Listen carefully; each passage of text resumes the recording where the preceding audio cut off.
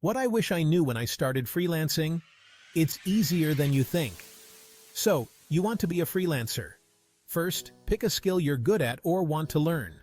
Writing, graphic design, coding, you name it. Next, build a portfolio. No experience? No problem. Create sample work or offer free gigs to friends. Then sign up on freelancing platforms like Upwork or Fiverr. Your profile is your resume. Make it shine. Don't forget to set competitive rates. Start low to attract clients, then raise prices as you gain experience. Finally, network. Connect with other freelancers and join online communities. Learning from others can fast-track your success. Remember, patience and persistence are your best friends. Keep hustling, and soon you'll be making money from home.